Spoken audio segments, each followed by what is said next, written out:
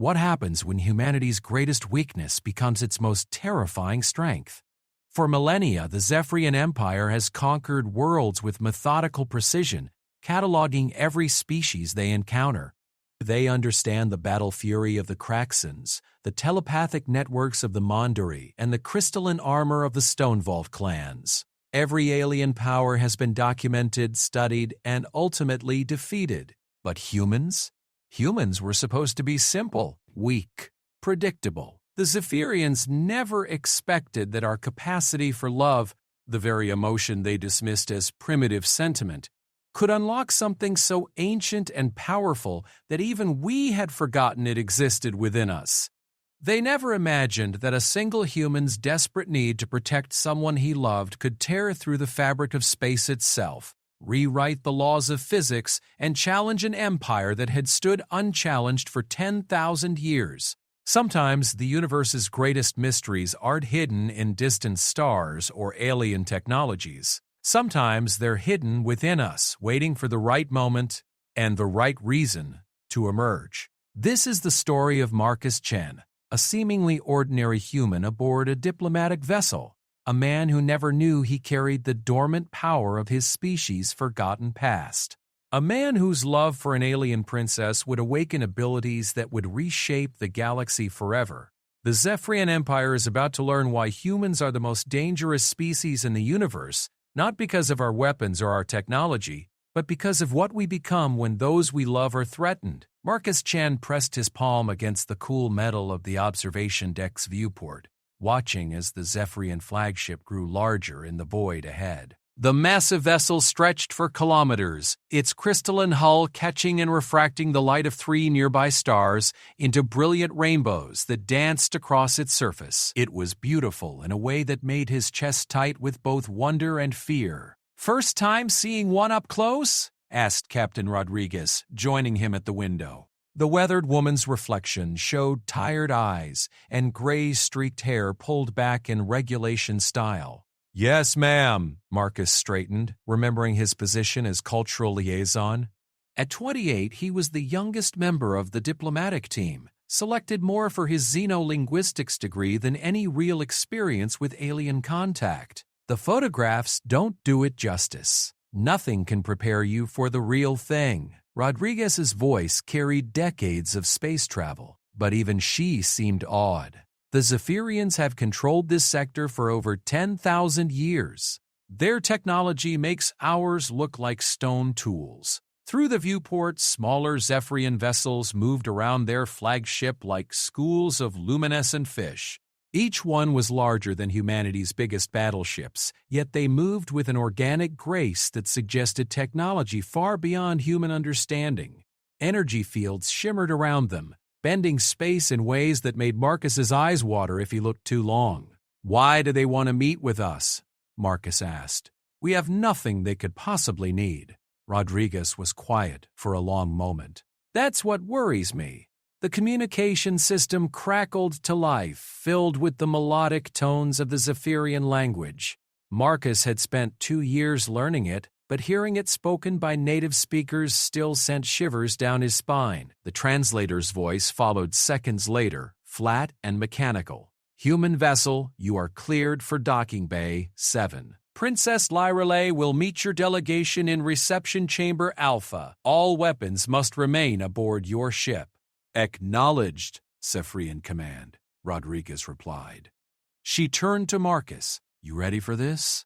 Marcus nodded, though his stomach churned with nervousness. He'd dreamed of this moment since childhood, but now that it was here, he felt woefully unprepared. Everything humanity knew about the Zephyrians came from long-range observations and ancient records. They were an empire of billions, spread across hundreds of worlds, with technology that bordered on the mystical. And somehow, they'd requested a diplomatic meeting with Earth's fledgling space program. The docking process took 2 hours, involving energy fields and gravitational manipulation that human science couldn't explain. When the airlocks finally opened, Marcus followed Captain Rodriguez and Ambassador Torres into a corridor that defied physics. The walls were transparent crystal that showed the nebula outside, but also reflected images of distant stars that couldn't possibly be visible from this angle. The floor felt solid but glowed with inner light that shifted colors as they walked. "Remember," Ambassador Torres whispered, his usually confident voice strained. "We know almost nothing about their culture. Follow my lead, speak only when spoken to, and whatever you do, don't touch anything." They were met by an escort of 6 Zephyrians, tall beings with elongated limbs and skin that shifted between silver and gold. Their faces were angular, almost geometric, with large eyes that held depths like pools of liquid starlight. They wore robes that seemed to be cut from the fabric of space itself, showing glimpses of distant galaxies in their folds. "Welcome, humans," said their leader, its voice like wind chimes in a gentle breeze. "I am Commander Vexalia. Princess Lyrelay awaits." They walked through corridors that expanded and contracted around them, past chambers filled with floating holographic displays showing star charts that mapped galaxies Marcus had never seen. Other Zephyrians moved past them, paying the humans no more attention than they might give to curious insects. The reception chamber was a vast spherical room with no apparent floor or ceiling. Gravity oriented itself around a central platform where a figure waited. Marcus's breath caught in his throat as he saw her. Princess Lyrelay was unlike the other Zephyrians they'd encountered. Where they were cold and distant as the stars themselves, she radiated warmth that seemed to bend the very air around her. Her skin held a subtle luminescence, shifting through shades of pearl and moonlight. Her hair flowed like liquid silver, defying gravity as it moved in patterns that suggested some kind of energy field. But it was her eyes that captured Marcus completely, deep violet orbs that held galaxies within them. Ancient and knowing yet somehow kind, she wore a gown that appeared to be woven from Aurora Borealis, colors shifting and flowing across the fabric in patterns too beautiful to be random. When she moved, space itself seemed to ripple around her, as if reality bent to accommodate her presence. "Ambassador Torres," she said, her voice carrying harmonics that resonated in Marcus's bones. "Captain Rodriguez, and you must be Marcus Chen, our cultural liaison." Marcus bowed awkwardly, suddenly aware of how primitive his standard diplomatic uniform must appear. "Your Highness, it's an honor. The honor is mine." She stepped closer, and Marcus caught a scent like ozone and distant rain. "I have studied your species for some time. You fascinate me. We're honored by your interest," Ambassador Torres managed. "But we're curious why the Zephyrian Empire would wish to meet with us. We're still a very young species, technologically speaking." Princess Lyrelay smiled, and when she did, the lights in the chamber seemed to brighten.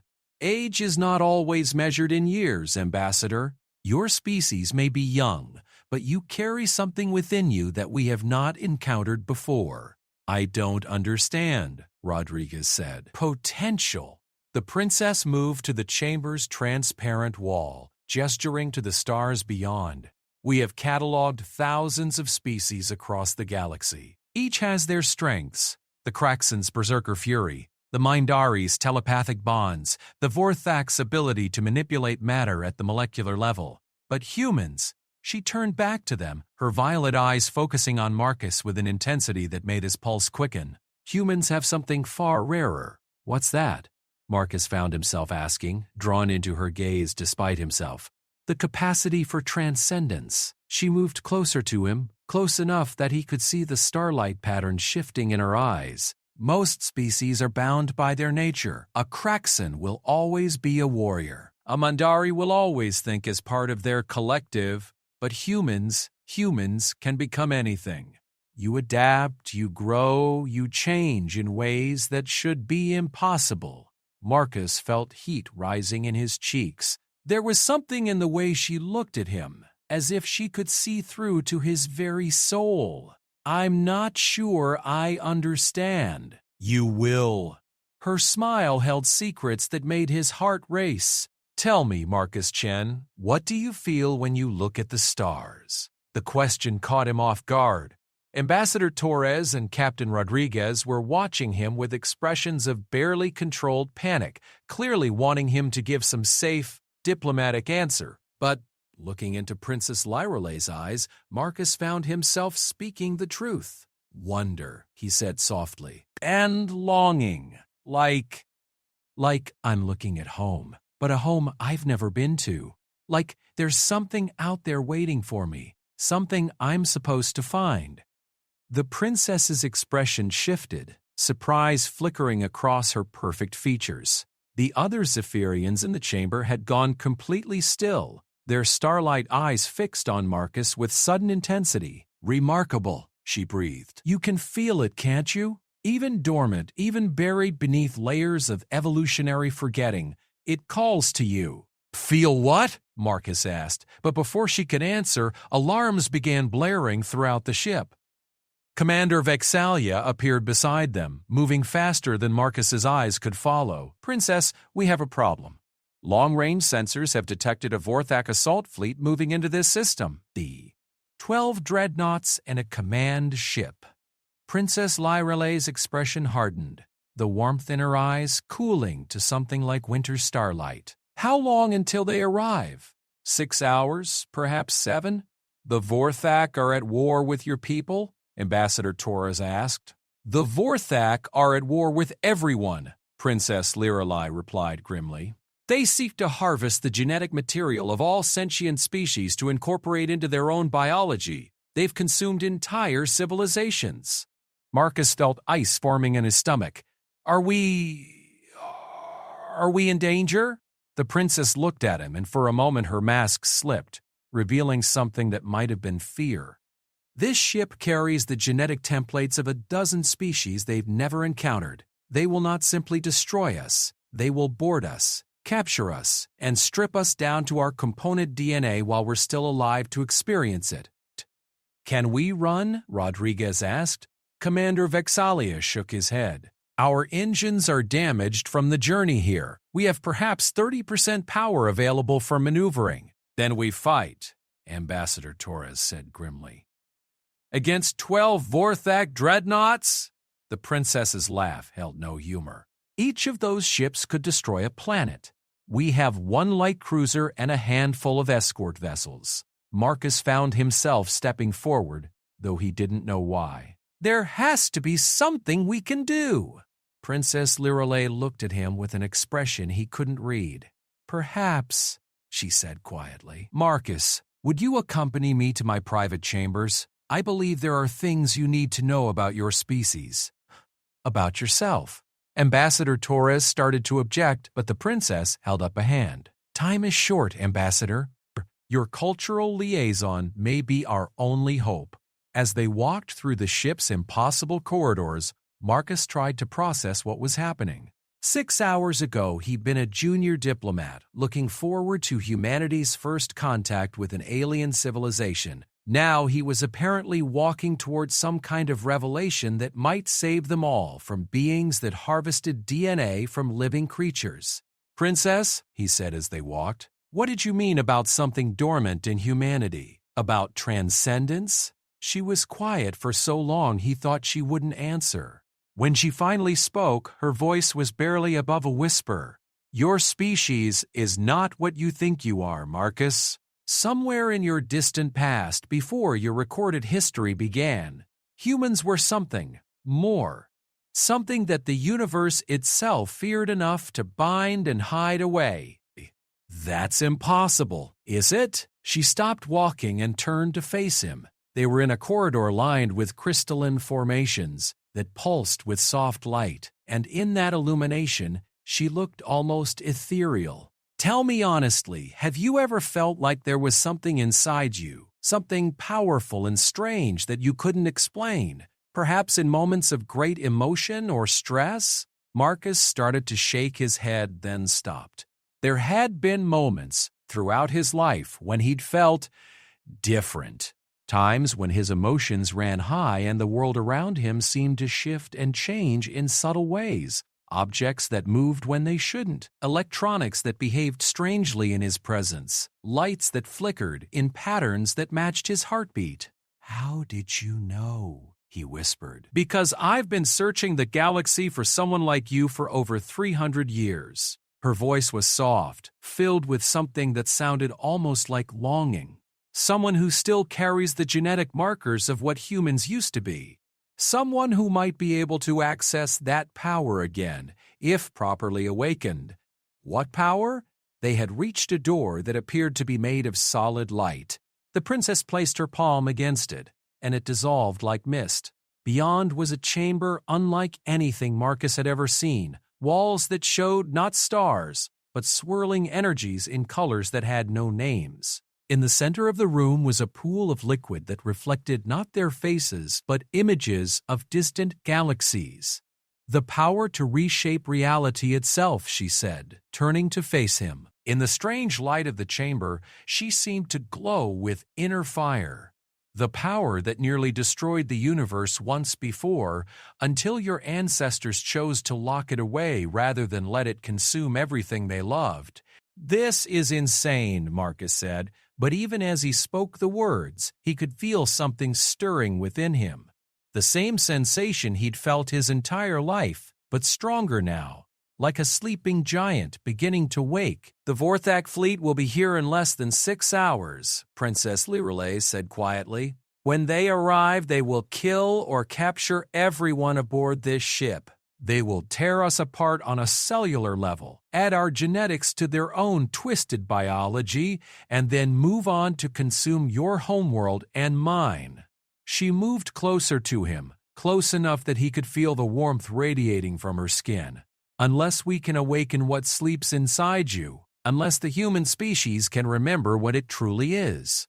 Marcus looked into her violet eyes and saw galaxies being born and dying, saw the weight of 3 centuries of searching and hope and desperation, and beneath it all, he saw something else, something that made his breath catch in his throat. She cared about him. Not just as humanity's potential savior, but as a person. In her immortal eyes, he could see the beginning of something that transcended species, that crossed the vast gulf between human and Zephyrian. What do I need to do? He heard himself asking. Her smile was radiant enough to light stars. First, you need to understand what you truly are. And then, Marcus Chen, you need to remember how to become it. Princess Lirelei guided Marcus to the edge of the strange pool in the center of her chambers. The liquid surface showed images that shifted like dreams. Ancient cities that defied physics, beings of pure energy dancing between stars, and somewhere among them, creatures that looked almost human but moved with impossible grace and power. These are memories, she explained, her voice soft with reverence, recorded in quantum crystal formations that preserve not just images, but the emotional resonance of the events themselves. They show the galaxy as it was 50,000 years ago. Before the great binding, Marcus stared into the swirling depths, mesmerized. The great binding? The day your ancestors chose to sacrifice their power to save the universe from their own potential? She knelt beside the pool, her luminescent fingers trailing through the liquid without disturbing its surface. Would you like to see? Before Marcus could answer, the images shifted and coalesced. He found himself looking at a world that hurt to perceive directly, a planet where the very air shimmered with barely contained energy, where impossible spires of twisted space reached toward skies that showed multiple dimensions, layered like transparencies, as it was when humans first learned to touch the fundamental forces of creation itself. The scene zoomed in, showing beings that were recognizably human in form, but moved like living poetry. They walked through air as if it were solid ground, shaped matter with gestures that bent reality around them, and spoke words that rewrote the laws of physics with each syllable. When they loved, the very stars sang in harmony. When they mourned, time itself wept. We were beautiful, Marcus breathed, not realizing he'd spoken aloud. You were terrifying, the princess corrected gently. A single human experiencing strong emotion could unintentionally reshape entire solar systems. Your wars didn't just destroy cities, they unraveled the fabric of space-time itself, creating wounds in reality that took millennia to heal. The images shifted, showing darker scenes. Humans locked in conflicts that turned planets inside out, love affairs that ignited new stars, grief so profound it created black holes that devoured everything nearby. And through it all, the growing realization that unchecked power was consuming everything beautiful about existence itself. So they chose to give it up, Marcus said, beginning to understand. Not give it up, hide it away. The princess's reflection in the pool showed tears that sparkled like captured starlight. The wisest among your kind created a genetic lock, a biological seal that would suppress your species' abilities for thousands of generations. They hoped that by the time the lock weakened enough for the power to return, humanity would have grown wise enough to wield it responsibly. But it didn't work? Oh, it worked perfectly. Too perfectly. She stood, moving away from the pool to stare out at the stars beyond her chamber walls. The lock was so complete that humans forgot what they had been entirely.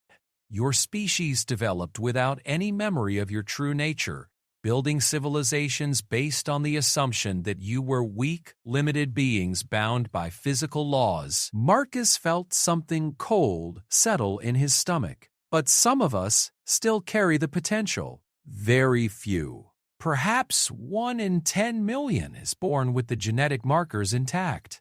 She turned back to him, her violet eyes intense. And even then, the power remains dormant unless awakened by extreme emotional stress or, she hesitated, or what? Or love. The word hung in the air between them like a living thing. Deep, genuine connection with another being. Love has always been humanity's greatest strength and greatest danger. It was love that first unlocked your ancestors' power, and love that ultimately convinced them to seal it away. Marcus felt his heart racing as the implications sank in. You've been searching for someone like me for 300 years? Yes, not just because you need the power to fight the Vorthak. No. Her admission was barely a whisper. The chamber fell silent except for the soft humming of the crystalline formations that lined the walls. Marcus looked at this impossible being, this princess of an ancient empire who had spent centuries searching the galaxy for someone like him, and felt something fundamental shift inside his chest. It wasn't just attraction, though. She was the most beautiful creature he'd ever seen. It wasn't just fascination with her alien nature, though that was part of it. It was recognition, as if some part of his soul had been waiting his entire life for this moment. Lyrelay, he said, using her name without the title for the first time. Are you saying that you... Alarms suddenly blazed throughout the ship, a sound like crystal bells being shattered against stone. The princess's expression hardened instantly, all traces of vulnerability vanishing behind a mask of imperial authority. They're early, she said grimly. The Vorthak have found us. A holographic display materialized in the air before them, showing the space around the Zephyrian flagship. 12 massive vessels had dropped out of hyperspace, their hulls black as the void between stars. Each ship was the size of a small moon, covered in organic-looking growths that pulsed with bioluminescent patterns. At their center loomed the command vessel, a twisted amalgamation of metal and living tissue that hurt to look at directly. Princess, Commander Vexalia's voice crackled through the chamber's communication system. Hey, they're demanding our surrender. They know we have specimens they've never encountered. How long until they reach us? 18 minutes. They're not bothering with subtlety, coming straight in at maximum burn. Princess Lyrelay closed her eyes for a moment, and Marcus could see the weight of command settling on her shoulders. When she opened them again, they blazed with cold fire. All crew to battle stations. Prepare to engage. Princess, against those odds? I know the odds, Commander. Do it anyway. She turned to Marcus, and he was struck by how young she suddenly looked, despite her 3 centuries of life. I'm sorry. We're out of time. There's so much more I wanted to show you, so much more you needed to understand. Maybe we can still... No. She moved to a crystalline panel on the wall, her hands dancing over controls that responded to her touch with bursts of light. Marcus, listen to me carefully. What I'm about to attempt should be impossible. The genetic lock your ancestors created was designed to withstand anything, but there is one scenario they never fully accounted for. What are you talking about? The lock responds to gradual emotional development over time. It's not designed to handle sudden, overwhelming transformation. She turned to face him fully, and the look in her eyes made his breath catch. Marcus, I need you to know that what I'm about to do, I'm doing not just to save our lives, but because in the few hours I've known you, I've felt something I haven't experienced in 300 years of searching. Before he could respond, she pressed her palm against his chest. Energy flowed between them, not the cold, distant power of her technology, but something warm and alive and intimate. Marcus gasped as he felt her presence merge with his own. Not just physical contact, but something deeper, a connection that bridged the gap between their two species. I'm going to show you what you are, she whispered, her voice echoing not just in his ears, but in his mind, in his very soul. I'm going to love you with everything I am, everything I've ever been, and that love is going to break the lock your ancestors placed on your power. Lyrelay, it might kill you, she continued, tears streaming down her luminescent cheeks. The sudden awakening could burn out your nervous system, tear apart your DNA, or shatter your mind. But if it doesn't, if you can handle the transformation, then maybe we have a chance. Through the chamber's transparent walls, Marcus could see the Vorthak ships growing larger, their bioluminescent patterns pulsing like infected wounds in the fabric of space. Around them, the Zephyrian fleet moved into defensive positions, but even to his untrained eye, it was obvious how hopeless the situation was. Do it, he said quietly. Marcus, I can feel it, you know. What you're talking about. It's been inside me my whole life, just waiting. He covered her hand with his own, feeling the energy flowing between them intensify. And I need you to know, this thing between us, it's not just about awakening power or fighting the Vorthak. I felt it the moment I saw you. Her smile was brilliant enough to light the chamber. I know. I felt it too. What happened next transcended anything Marcus had thought possible. Princess Lyrelay didn't just touch his mind. She opened her soul to him completely, sharing not just her thoughts and feelings, but the very essence of what she was. 3 centuries of memories flooded through him. The loneliness of searching for something she wasn't sure existed. The weight of responsibility for an entire empire. The gradual loss of hope as decade after decade passed without finding what she sought. And underneath it all, the growing certainty that when she finally found the one she was looking for, she would love him completely, not just as humanity's potential savior, but as the other half of her immortal soul. Marcus felt that love slam into him like a physical force so pure and powerful that it rewrote his understanding of what love could be. This wasn't the cautious, gradual affection he'd known in his human relationships. This was the love of a being who had waited 300 years for him specifically, who had studied his species with scientific precision while secretly hoping that somewhere among them was someone who could see her not as an alien princess, but as a woman who had spent centuries alone. The genetic lock his ancestors had placed shattered like glass. Power erupted from Marcus's core, not gradually but all at once. 50,000 years of suppressed potential awakening in the span of a heartbeat. Energy flowed through his veins like liquid lightning, rewrote his DNA in patterns that made him more than human, expanded his consciousness to encompass dimensions he hadn't known existed.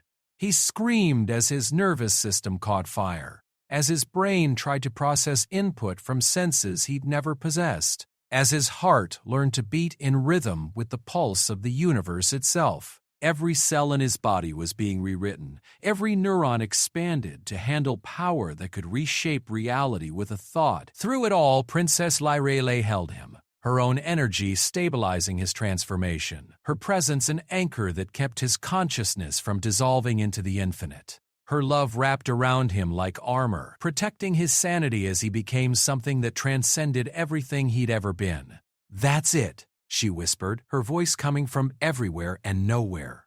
Don't fight it. Let it change you. Let yourself become what you were always meant to be. Marcus felt his awareness expand beyond the confines of his physical form. He could sense every living thing aboard the ship, feel the quantum fluctuations that held matter together, perceive the gravitational currents that flowed between stars. The Vorthak ships were visible to him now not as distant vessels but as complex patterns of twisted biology and corrupted technology, their crews driven by hunger that had consumed their original species and left only the need to devour others. 10 minutes. Commander Vexalia's voice reached them, but it sounded distorted as if coming from very far away. Marcus opened eyes that now held depths like Princess Lyralei's own, and she gasped at what she saw there. Where once there had been simple human brown, now galaxies spun in slow motion, and starlight danced in patterns that spoke of power beyond mortal comprehension. "How do you feel?" she asked softly. Marcus stood slowly testing his new form. His body looked the same from the outside, but he could feel the changes thrumming beneath his skin.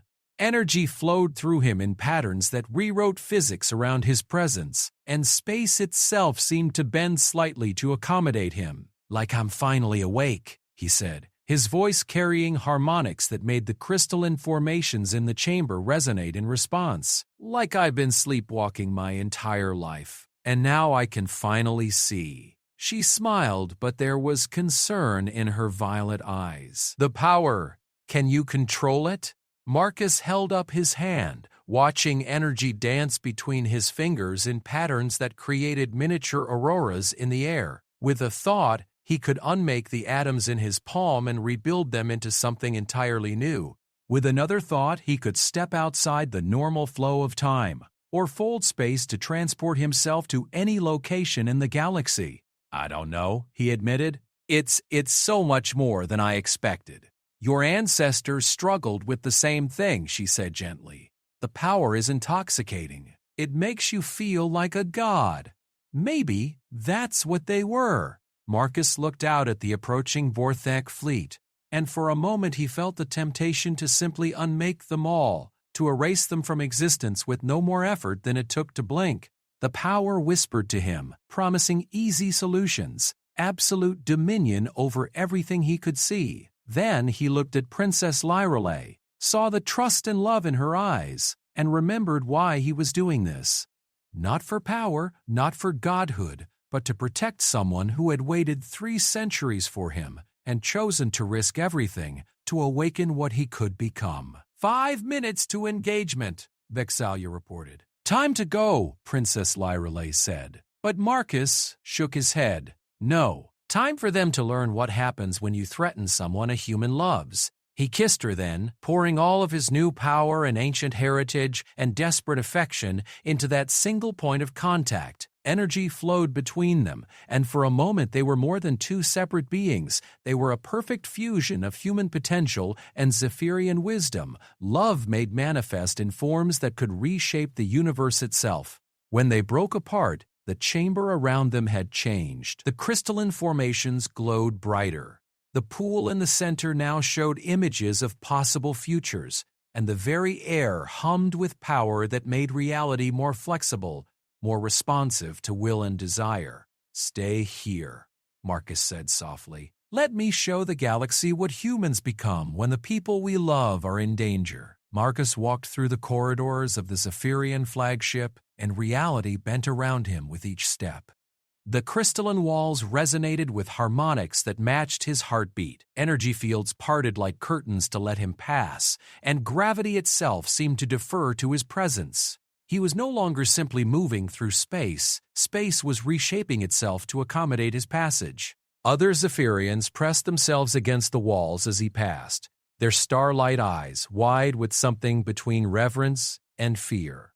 They had lived for millennia among beings of power, but what walked among them now was something beyond their understanding, a human who had remembered what his species truly was. "Marcus," Captain Rodriguez's voice reached him through the ship's communication system as he approached the command deck. "What the hell is happening? Our sensors are going crazy, showing energy readings that shouldn't be possible."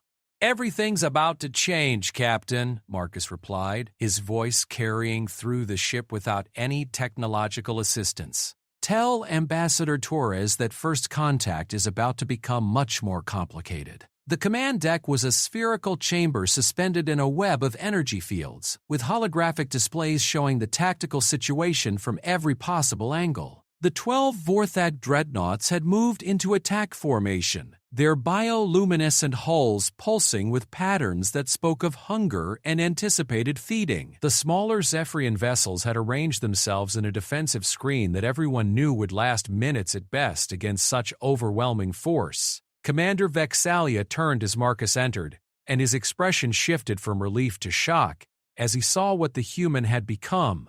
Where once there had been a young diplomatic aide, now stood something that made the very air around it shimmer with barely contained power. Marcus's physical form remained human, but everything else about him had transcended normal limitations. By the ancient stars, Vexalia breathed, the princess actually succeeded. 3 minutes to weapons range, reported the tactical officer, her voice tight with controlled fear. The Vorthak command ship is attempting to establish a boarding lock onto our primary docking bay.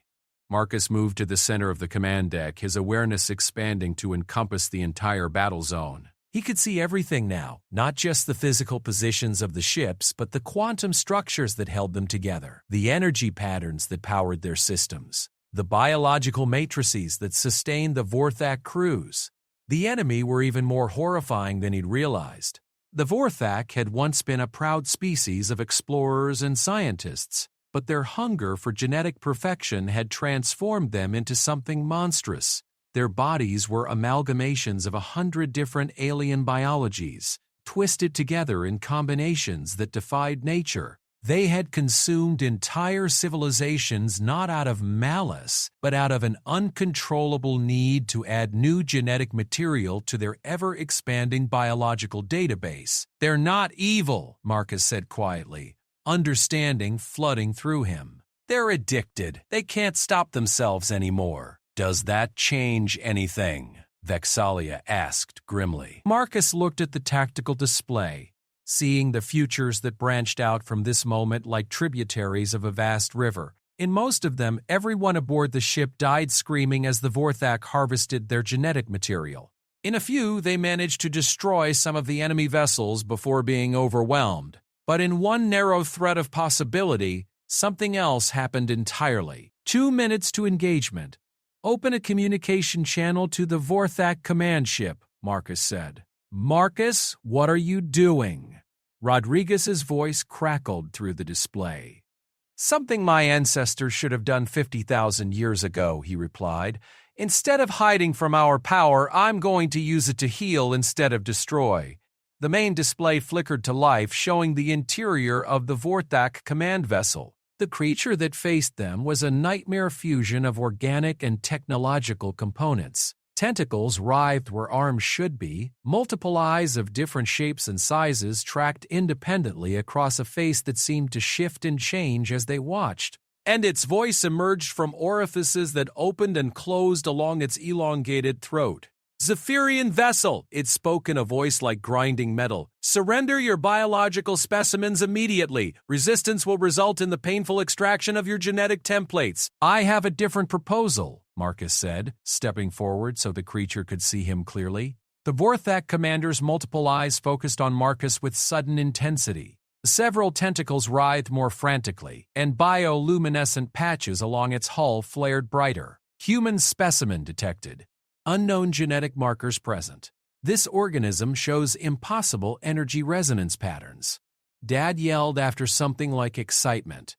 We must have this specimen. We will extract its secrets slowly, preserve its consciousness during the process for maximum data retention. That's not going to happen, Marcus said calmly. But I'll make you a deal. I'll give you something far more valuable than my genetics. I'll give you freedom from your addiction. The communication channel fell silent. Around Marcus, the Zephyrian crew stared at him in shock. 1 minute to weapons range, the tactical officer reported quietly. You speak of things you cannot understand, small creature, the Vorthak commander finally replied. We are beyond such crude concepts. We are evolution perfected, the ultimate fusion of all biological potential. You're slaves, Marcus corrected gently. Slaves to a hunger you can't control, trapped in bodies that barely hold together anymore. You've forgotten what it means to be a species instead of just a collective of stolen parts. Energy began building around Marcus as he spoke. Not the harsh, destructive force his ancestors had wielded, but something warmer, more subtle. It flowed outward from him in waves that passed through the ship's hull without affecting it, reaching across space toward the Vorthak fleet. I can see what you used to be, he continued. Tall, graceful beings with crystalline bones and skin that changed colors with your emotions. You explored the galaxy not to conquer it, but to understand it. You were artists and philosophers and scientists who believed that diversity made the universe more beautiful. Impossible, the commander snarled, but Marcus could hear uncertainty creeping into its voice. Those memories are buried beneath millennia of genetic acquisition. No external force could— I'm not external, Marcus said. I'm touching the part of you that still remembers what you chose to give up. The part that screams in horror every time you consume another species.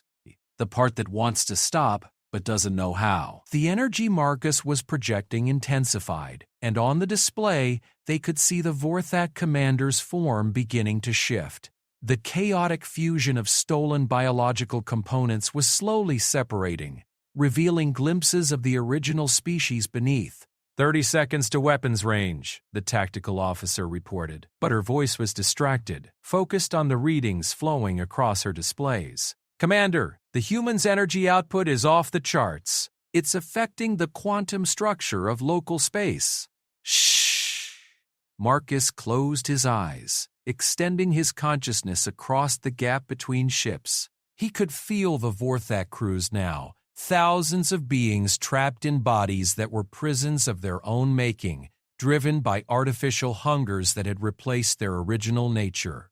Some had been assimilated so completely that nothing of their original selves remained, but others still carried sparks of who they had once been. I can't save all of you, he said, his voice now reaching every Vorthak vessel simultaneously. Some of you have been changed too completely, consumed by what you've become. But for those who still remember what it was like to be free, I offer you a choice. On the display, the Vorthak commander was writhing as its body underwent rapid transformation. The stolen components were being rejected, dissolving away to reveal the tall, graceful form beneath. Its skin shifted through patterns of gold and silver, and its multiple mismatched eyes were merging into two large crystalline orbs that held depths like trapped starlight.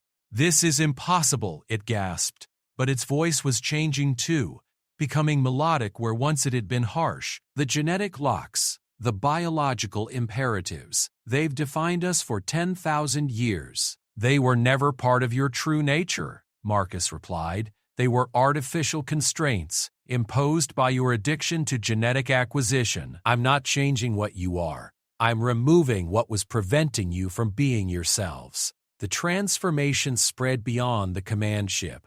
Across the Vorthak fleet, similar changes were taking place as Marcus's power worked to separate original biological patterns from the chaotic fusions that had accumulated over millennia. Not all of the creatures could be saved. Some had been so completely altered that removing the foreign components would leave nothing viable behind.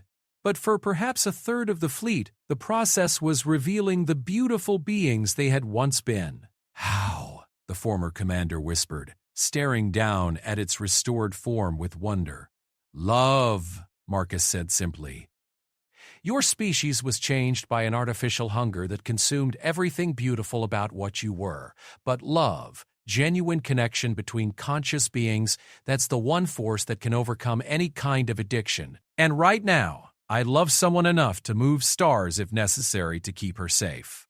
The energy radiating from Marcus had grown so intense that it was visible to the naked eye, aurora-like patterns dancing around the Zephyrian ship and extending outward to envelop the entire battle zone. Where it touched the restored Vorthak, their crystalline skin began to glow with inner light, and their ships started to change as well, organic growths dissolving away to reveal sleek vessels of impossible beauty beneath. The ones who had been most completely consumed by their artificial nature were fighting the transformation, their forms becoming more chaotic and unstable as Marcus's power worked against the accumulated changes of millennia. The ones who cannot be saved, they will attack anyway. The hunger drives them beyond all reason when feeding is denied. I know, Marcus replied. I can see their futures. Some battles can only be won by accepting that not everyone can be saved. 4 of the 12 Vorthak dreadnoughts suddenly opened fire, their weapon systems charged with energy that could shatter planets. But the beams never reached the Zephyrian fleet. Instead, they struck barriers of crystallized space that Marcus had woven around every friendly vessel, energy constructs that turned the destructive force into harmless light. "Commander," the tactical officer called out, her voice filled with awe. "The human just created defensive shields using nothing but directed will. Our sensors can't even classify what they're made of." Marcus opened his eyes, and they blazed with the light of newborn stars. The 4 unredeemed Vorthak ships were accelerating toward them now, their hulls bristling with biological weapons that could dissolve matter at the molecular level. The creatures aboard them had been changed so completely by their addiction that they were no longer truly alive in any meaningful sense, just biological machines driven by artificial hungers. "I'm sorry," he said softly, his words reaching across space to touch the minds of the doomed Vorthak. "I wish I could have saved you too." What happened next was not destruction in any conventional sense. Marcus reached out with power that transcended physical laws and simply changed the 4 attacking ships, not into nothing, but into something else. The twisted biological components were transformed into pure energy that flowed outward in patterns of incredible beauty, while the original ship structures became crystalline formations that would drift through space for eons, monuments to species that had been lost to their own unchecked desires. The remaining Vorthak ships had stopped their approach, their restored crews struggling to comprehend what had just happened. "You unmade them," the former commander whispered, "but you did it with mercy. They became part of the cosmic dance instead of simply ceasing to exist." "Death isn't the opposite of life," Marcus explained, his voice carrying harmonics that made reality itself resonate in response. "It's just another kind of transformation. My ancestors forgot that, which is why they feared their own power enough to lock it away." He turned to address the entire Vorthak fleet, his consciousness touching every restored mind simultaneously. "You're free now. Free to remember what you were. Free to choose what you want to become. The question is, what will you do with that freedom?" The response came not in words but in a harmony of thoughts and emotions that swept across the space between ships. 8 entire fleets, hundreds of thousands of beings who had been trapped in forms that weren't truly their own, joining their voices in a song of gratitude and rebirth that made the stars themselves seem to brighten in response. "We will remember," the former commander said, speaking for all of them. "We will carry the memory of what you've done here to every corner of the galaxy, and we will spend whatever time we have left undoing the damage we caused when we were lost to our artificial hungers." Marcus nodded, feeling a deep satisfaction settle in his chest. This was what power was supposed to be used for, not domination or destruction, but healing and transformation. This was why his ancestors had possessed such abilities in the first place, before they'd forgotten the difference between strength and violence. "The human has done something impossible," Commander Vexalia said quietly, staring at the displays that showed the transformed Vorthak fleet beginning to withdraw. "He's turned our greatest enemy into an ally through nothing but applied compassion." But Marcus was already turning away from the tactical displays, his attention drawn back to the woman who had made this transformation possible. Princess Lyrelay was still in her chambers, and he could feel her presence like a warm flame in the back of his mind, patient and loving and proud of what he'd accomplished. "I need to go to her," he said simply. "Marcus!" Captain Rodriguez's voice called out as he moved toward the exit. What happens now? What do we tell Earth about all this? Marcus paused at the threshold of the command deck, considering the question. How did you explain to an entire species that they weren't what they thought they were? That their greatest weakness was actually their greatest strength? That love wasn't just an emotion, but a force that could literally reshape the universe. Tell them the truth, he said finally. Tell them that humanity's time of hiding is over. Tell them that we're about to take our place among the stars as something far greater than we ever imagined we could be. As he walked back through the ship's corridors toward Princess Lyraleigh's chambers, Marcus felt the weight of destiny settling on his shoulders. The power flowing through him was vast beyond comprehension, but he understood now that it wasn't his to use carelessly. Every application of these abilities had consequences that rippled across space and time, affecting countless lives in ways he might never fully understand. But there was one thing he knew with absolute certainty. He would use this power to protect the woman who had awakened it within him, no matter what challenges the universe might throw at them. Because love, real, transformative, universe-altering love, was worth any sacrifice, any risk, any price that might be demanded of them. The galaxy was about to discover what humans became when they remembered their true nature. And Princess Lyraleigh, who had waited 300 years for someone like him, was going to be right there beside him when they did. Marcus found Princess Lyraleigh standing at the transparent wall of her chambers, watching the transformed Vorthak fleet as it withdrew to a safe distance. The crystalline formations that had once been their 4 most corrupted vessels drifted between the stars like frozen auroras, beautiful and eternal monuments to redemption that had come too late. You did something remarkable out there, she said without turning around. Your ancestors would have simply destroyed them all. They never learned to heal with their power the way you just did. I had a good teacher, Marcus replied, moving to stand beside her. The energy that flowed between them now was different than before, deeper, more stable, like a river that had found its proper course. You showed me what love could do when it was given freely, completely. I just applied the same principle to the Vorthak. She turned to face him, and he saw that her violet eyes held a mixture of pride and something that might have been sadness. You understand what this means, don't you? What you've become. Marcus nodded slowly. Through the quantum connections that his awakened consciousness maintained with reality itself, he could perceive the changes his transformation had set in motion. Across human space, others like him were beginning to stir as the psychic resonance of his awakening reached them. Not many, perhaps a few hundred individuals scattered across dozens of worlds, but enough to begin the process of humanity's return to its true nature. The lock is breaking down, he said quietly. What I became today, others will become tomorrow. Within a generation, maybe 2, humanity will remember what it truly is, and that terrifies you.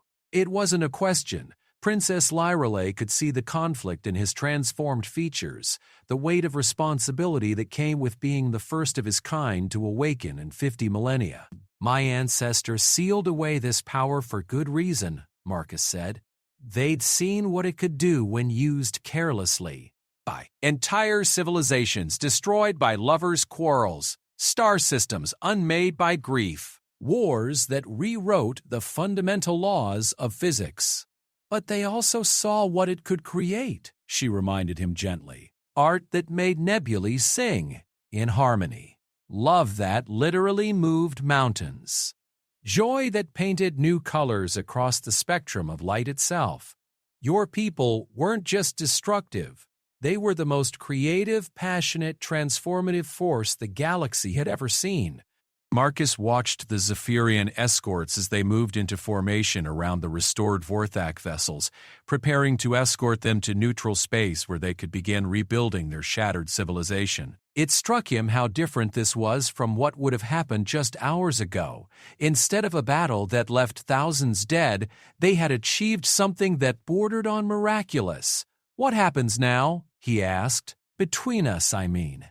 Princess Lyraleigh was quiet for a long moment. her luminescent fingers tracing patterns on the transparent wall that left brief trails of starlight in the crystal matrix. "I don't know," she admitted. "I spent 300 years searching for someone like you, but I never thought about what would come after I found you. I assumed that awakening your power would be the end of the story, not the beginning. And now I discover that loving someone who can reshape reality with a thought is more complicated than I expected." She turned to look at him directly, and he saw vulnerability in her ancient eyes that she rarely allowed anyone to witness. "Marcus, you're not the same person you were 6 hours ago. The power that flows through you now, it's changing you on levels deeper than just the physical. How do I know that what you feel for me is genuine emotion and not just an echo of what was needed to break the genetic lock?" The question hit Marcus like a physical blow. He started to respond immediately, to reassure her that his feelings were real, but then stopped as the full implications of what she was asking sank in. She was right to be concerned. The awakening process had rewritten him from the quantum level up, transforming not just his abilities but potentially his entire psychological structure. "I can't prove it to you," he said finally. "I can't even prove it to myself, not completely. The transformation was so profound that I'm not sure where the old Marcus ends and the new one begins." "That's what I was afraid you'd say. But I can tell you this," he continued, moving closer to her until they were almost touching. "What I feel when I look at you, it's not just gratitude for what you gave me, or fascination with your alien nature, or even attraction to your impossible beauty. It's recognition, as if some part of my soul has been searching for you specifically, not just someone like you." He reached out to cup her face in his hands, and energy flowed between them, not the overwhelming torrent of the awakening, but something gentler, more intimate. Through their connection, he let her see his memories of the transformation from his perspective, showing her the moment when her love had crashed into his consciousness like a supernova of pure emotion. "Look," he said softly, "see for yourself what really happened when the lock broke." Princess Lyrelay gasped as his memories flowed into her mind. She experienced the awakening as he had, not as an external force breaking down barriers, but as a recognition of something that had always been there, waiting for the right catalyst. The power that had emerged wasn't foreign or imposed, but as natural and essential as breathing. And threaded through every moment of the transformation was his growing awareness of her.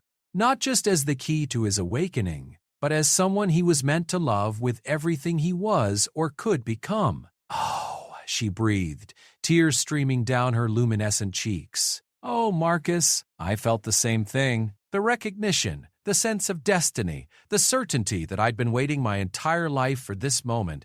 Then what are we afraid of?" "Everything," she admitted with a laugh that held both joy and terror. "We're two beings from different species, different worlds, different scales of existence. You're 28 years old and have just discovered you can rewrite the fundamental laws of physics. I'm over 3 centuries old and responsible for the welfare of an entire star system. How do we make something like this work?" Marcus smiled, and when he did, the crystalline formations around them resonated with harmonics that made reality itself seem more vibrant, more alive. "The same way every couple makes it work," he said.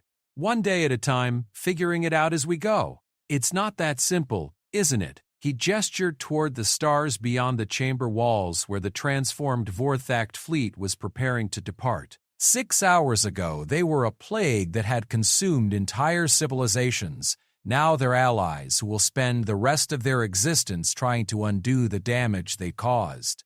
If that kind of transformation is possible, then anything is possible. Princess Lyrelay stared at him for a long moment, and he could see her processing the implications of what he was suggesting. Then, slowly, a smile spread across her perfect features. The kind of smile that could make stars jealous. "You're insane," she said. "Beautifully, impossibly, wonderfully insane. Is that a yes?"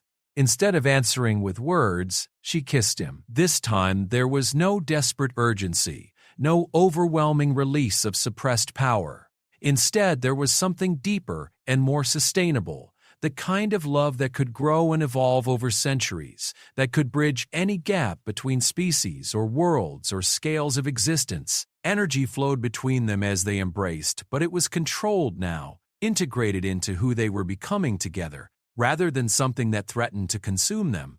Around the chamber, reality responded to their union by becoming more beautiful. The stars beyond the walls seemed to shine brighter. The crystalline formation sang in harmonies that had never existed before, and the very air sparkled with possibilities that extended far beyond what either of them could achieve alone. When they finally broke apart, both of them were glowing with soft inner light that made them appear almost ethereal. "So what happens now?" Marcus asked, echoing his earlier question. "Now we figure out how to introduce the galaxy to the fact that humanity is about to join the community of advanced civilizations," Princess Lirelei said. "And we do it in a way that doesn't terrify everyone else into trying to suppress your species again. That could be challenging. Everything worthwhile is challenging." She moved to the chamber's center where the pool of quantum crystallized memories still showed images of possible futures. "But I've been studying galactic politics for 3 centuries, and you've just proven that human power can be used for healing rather than destruction. Between your abilities and my diplomatic experience, I think we can make this work." Marcus joined her at the pool's edge, watching as the images shifted to show new possibilities. Futures where humanity emerged not as conquerors, but as healers, where human emotion became a force for transformation and growth, rather than chaos and destruction. In some of the visions, he saw himself and Princess Lirelei working together across decades and centuries, their love becoming a template that other species could follow. "There's something else," he said quietly. "The awakening. It's not going to stop with me. Others will begin to manifest abilities soon, and they won't have the benefit of your guidance. We need to be ready to help them understand what they're becoming."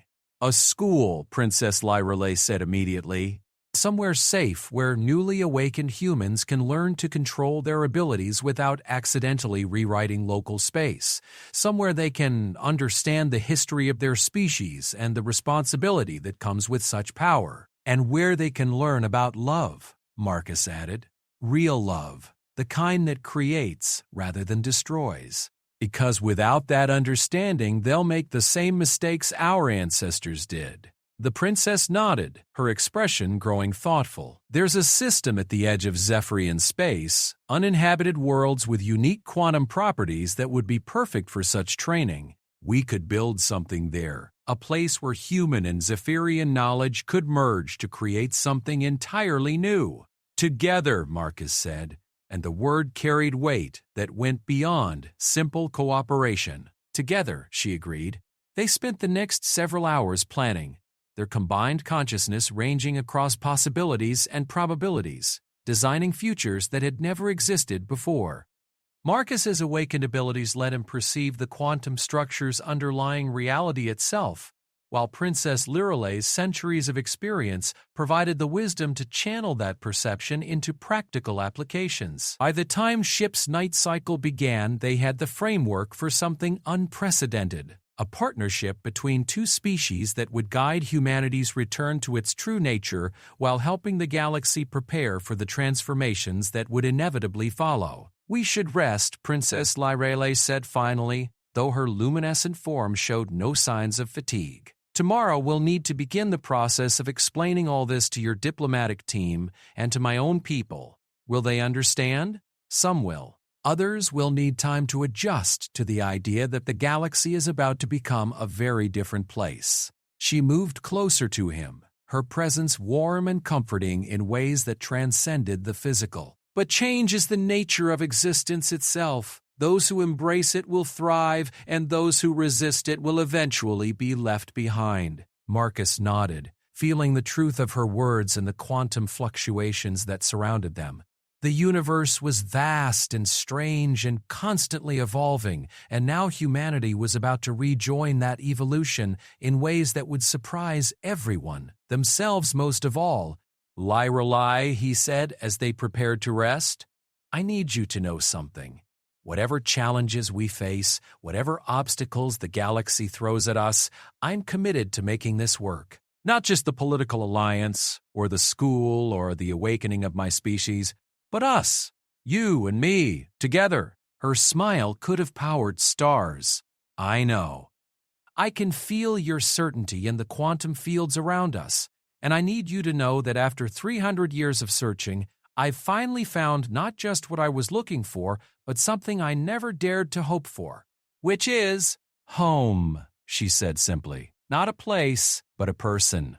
Someone whose love makes the entire universe feel like where I'm supposed to be. As they settled into rest, their consciousness still partially merged through the quantum connections that bound them, Marcus reflected on how much his life had changed in the span of a single day. This morning, he'd been a junior diplomat, looking forward to humanity's first contact with an advanced alien civilization. Now he was something that had no name in any human language, a bridge between what his species had been and what it was about to become, powered by love that transcended every boundary the universe had ever imposed. Tomorrow would bring challenges he couldn't yet imagine. There would be political complications, species who feared humanity's awakening, individuals who would want to use human power for destructive purposes, and the enormous responsibility of guiding his own kind through the most fundamental transformation in their history. But tonight, wrapped in the arms of someone who had waited centuries for him, Marcus Chen felt something he'd never experienced before, the absolute certainty that no matter what the future held, he was exactly where he was meant to be. 3 months after first contact, Marcus stood on the observation deck of the newly constructed Academy Station, watching as the latest group of awakening humans arrived from Earth. The facility hung in the space between two binary stars, their combined light creating aurora patterns in the quantum fields that surrounded the structure. The station itself was a marvel of merged human and Zephyrian technology, crystalline spires that responded to thought and emotion, corridors that adapted their configuration based on the needs of their occupants, and at its heart, chambers where reality itself could be safely reshaped for training purposes. 17 new students this week, Princess Lyreley said, joining him at the viewport. In the months since the awakening, their bond had deepened into something that transcended simple romantic love. They were partners in every sense, their consciousness partially merged through quantum entanglement that let them share thoughts and emotions across any distance. That brings our total enrollment to just over 200. Still within manageable parameters, Marcus replied, though he could feel the concern underlying her words. Each awakening human was unique, their abilities manifesting in ways that reflected their individual personalities and emotional patterns. Some could manipulate matter at the molecular level, others could step outside linear time, and a few had developed the ability to communicate directly with the quantum consciousness that some theories suggested underlay all of reality. Have you sensed any others beginning to stir? Marcus expanded his awareness, letting his consciousness range across the quantum fields that connected all life in the galaxy. It was a technique Princess Lyreley had taught him, a way of monitoring the psychic resonance that indicated someone was approaching their own awakening. Dozens, he said after a moment. Maybe hundreds. The cascade effect is accelerating faster than our original projections suggested. Through the viewport, they could see the newest arrivals being processed by the station's reception staff, a mix of humans and Zephyrians who had volunteered to help guide the awakening process. Most of the students appeared overwhelmed, their newly activated abilities creating small reality distortions around them. One young woman from the Mars colonies was unconsciously causing flowers to bloom in the air wherever she walked. A man from Europa kept phasing in and out of visibility as his nervous system struggled to control his dimensional shifting abilities. They're so young, Princess Lyreley observed. Most of them are barely out of their teens. The genetic lock responds to emotional intensity, Marcus explained. Young adults experiencing first love, profound loss, or major life transitions create the right conditions for awakening. It makes sense that they'd be the first to manifest. A soft chime indicated an incoming priority communication from Earth. Ambassador Torres appeared as a holographic projection, his expression showing the strain of the past 3 months. The revelation that humanity possessed dormant godlike abilities had sent shockwaves through every level of Earth's government and society. Marcus, Princess, I hope I'm not interrupting anything important. Just reviewing the new arrivals, Marcus replied. What's the situation on Earth? Torres's expression grew more troubled. Mixed, as always. The scientific community is fascinated but terrified. Religious leaders are split between calling the awakening a divine gift and declaring it the work of the devil. Politicians are doing what politicians do, trying to figure out how to regulate something they don't understand. Any progress with the resistance movements? Some. Torres activated a data display that showed protest footage from a dozen major cities. The Humanity First groups are still demanding that all awakened individuals be detained for public safety, but their support is declining as more people see the positive applications of awakened abilities. In the 3 months since Marcus's transformation, awakened humans had begun using their abilities to solve problems that conventional technology couldn't address. Healers who could repair genetic damage at the cellular level were curing diseases that had plagued humanity for millennia. Reality sculptors were creating new materials with impossible properties. And perhaps most importantly, empaths were helping to resolve conflicts through emotional harmony that transcended traditional diplomatic methods. What about the international response? Princess Lirelai asked. The UN has finally agreed to recognize the Academy as a sovereign educational institution, Torres replied. It helps that most world governments are terrified of what might happen if awakened humans don't receive proper training. Nobody wants a repeat of what happened in Geneva. Marcus winced. The Geneva incident had occurred 6 weeks earlier, when an untrained awakened human experiencing severe depression had accidentally created a localized time distortion that aged everything within a 5-block radius by 50 years. No one had been killed, but the sight of centuries-old trees growing through modern buildings had driven home the importance of proper training. We're doing everything we can, Marcus said. But the awakening process can't be stopped or controlled. All we can do is provide guidance once it happens. I know, and most people understand that, even if they don't like it. Torres paused, consulting something off-screen. There is some good news. The reformed Vorthak have made contact with several other species that were affected by their original feeding behavior. They're using awakened human healers to help restore genetic diversity to populations that were nearly consumed. It's turning into the largest rehabilitation project in galactic history. Through their quantum bond, Marcus felt Princess Lirelai's surge of pride and satisfaction. The partnership between awakened humans and reformed Vorthak had become a model for interspecies cooperation that was being studied across dozens of worlds. Any word from the Galactic Council? She asked. That's more complicated, Torres admitted.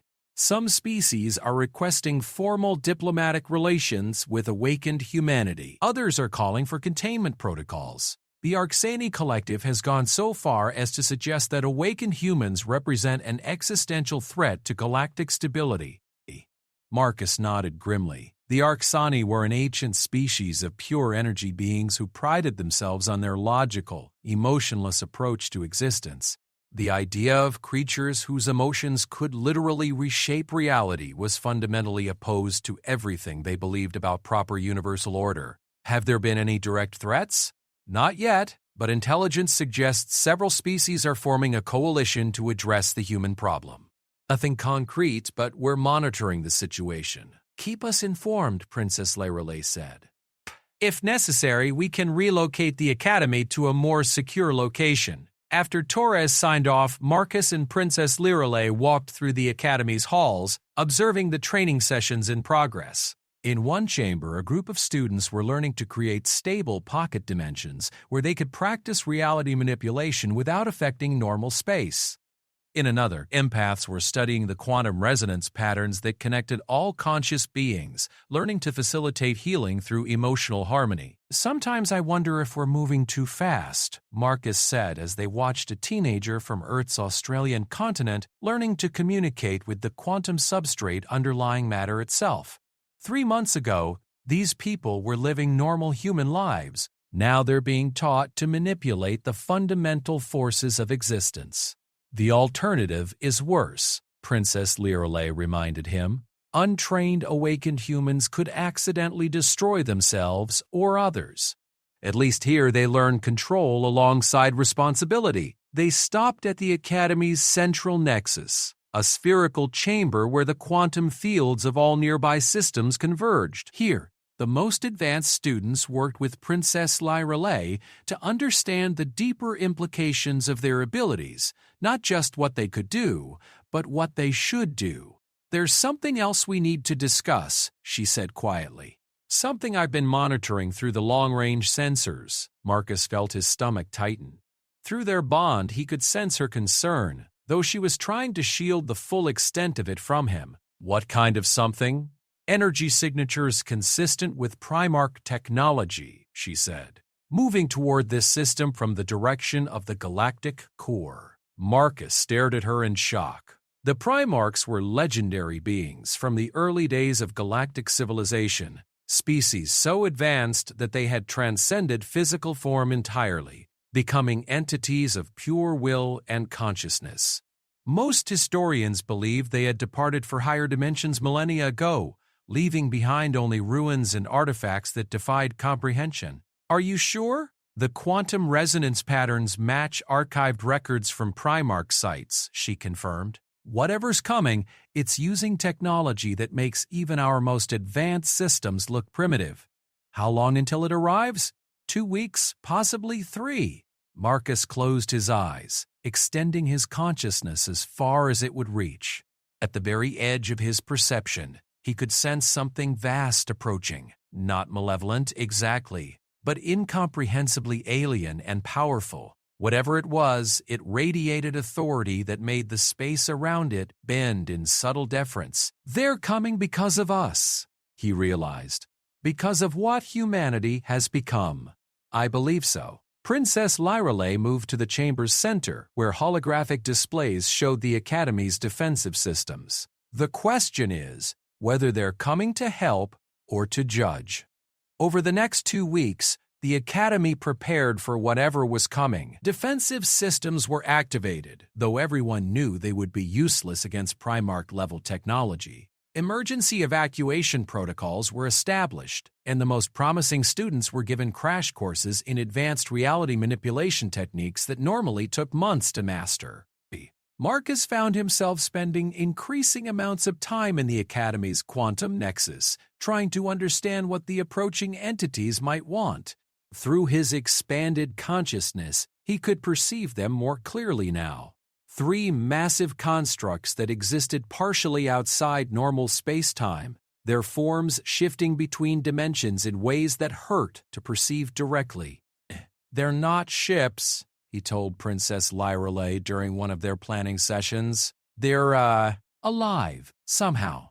Conscious entities that have merged with their technology so completely that there's no distinction between the two." "Primarchs," she agreed. "Beings who achieved the ultimate fusion of consciousness and capability. They don't use tools, they become whatever they need to be." When the entities finally arrived, they didn't approach the Academy directly. Instead, they took position at the edge of the system, their presence causing subtle alterations in local space-time that made the stars appear to flicker. No communication was sent, no demands were made. They simply waited. "They want us to come to them," Marcus realized after 3 days of silence. "They're not going to approach until we make the first move." "It could be a trap," Princess Lirelei warned, though she sounded doubtful even as she spoke. "No," Marcus said with certainty that surprised him. "They're curious about us, about what we've become. But they're also cautious. They remember what awakened humanity was like 50,000 years ago, and they want to see if we've learned anything since then." The decision to make contact was unanimous among the Academy's leadership. Marcus and Princess Lirelei would approach in a single ship, accompanied by 3 of the most advanced awakened humans and a small Zephyrian diplomatic team. If the Primarchs proved hostile, the Academy would evacuate immediately. The journey to the edge of the system took 6 hours during. The human unleashed the power concealed inside him to the alien princess. HFY Stories. Prime. HFY Stories.